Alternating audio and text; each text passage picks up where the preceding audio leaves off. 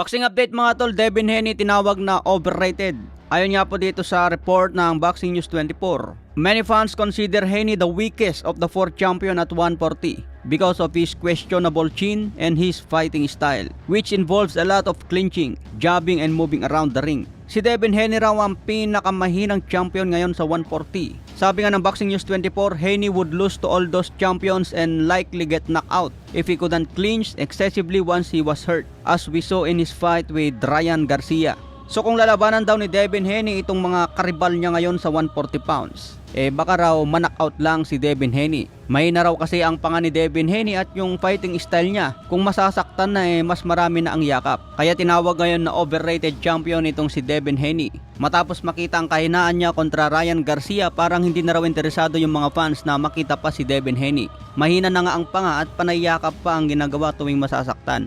Paulit-ulit raw ang tirada ni Devin Haney, bumibitaw ng maraming jab, sabay takbo at yakap sa kalaban. Naging undisputed champion si Devin Haney matapos niya baklasin ng 2 beses si George Kambosos. Sinundan pa ni Devin Haney ng swabing panalo kontra Regis Prograis. Questionable rin ang naging panalo ni Devin Haney kontra Vasily Lomachenko, talagang kontrobersyal. Maraming fans din ang hindi kumbensido sa naging panalo niya. Kung makikita nga yung naging laban ni Lomachenko kay George Kambosos, makikita po natin na mas swabe yung panalo ni Loma. Tinapos sa stoppage itong si George Kambosos. Sa ibang banda naman, kampo ni Devin Haney, gusto nila ipaban itong si Ryan Garcia. Lifetime ban ang gusto ng kampo ni Devin Haney. Ayaw na nila bumalik si Ryan Garcia sa pagboboxing.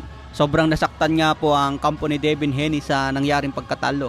Hindi nila matanggap na naisaan sila ni Ryan Garcia. Pero hindi naman pwede yung lifetime ban mga tol kasi marami ring boksingero ang nagpositive sa gamot. Binibigyan lang sila ng suspension at pagmumulta.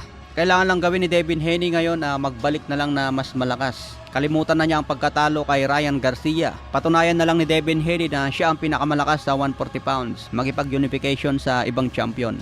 Sa ibang banda naman mga tol, update natin ang ranking ni Mark Magsayo. Mas mataas na po ngayon ang ranking ni Charlie Suarez kumpara kay Mark Magsayo. Katulad na lang dito sa WBO ni Emmanuel Navarrete. Number 6 si Charlie Suarez, samantala si Mark Magsayo number 9. Pagdating sa titulong IBF, number 6 si Charlie Suarez, number 8 si Mark Magsayo. Pero pagdating sa WBC, number 6 dito si Mark Magsayo at wala sa ranking si Charlie Suarez. Kaya mas malapit ngayon si Mark Magsayo laban kay Oshiaki Foster para sa WBC belt. So maraming malalakas ang pwedeng makasagupan ni Magsayo dito sa super featherweight. Kaya abangan natin si Charlie Suarez at Mark Magsayo dito sa super featherweight. Ito ang mga fighter natin na kasama sa world ranking. Pero ayon nga sa balita mga tol, posible may kasang laban ni Mark Magsayo laban kay Oscar Valdez. Hawak ni Valdez ngayon ang WBO interim. Kung ito ang matalo ni Mark Magsayo, pwede agad maging mandatory si Magsayo laban kay Emmanuel Navarrete. Matatandaan mga tol, itong katatapos na laban ni Navarrete umakyat sa lightweight at natalo.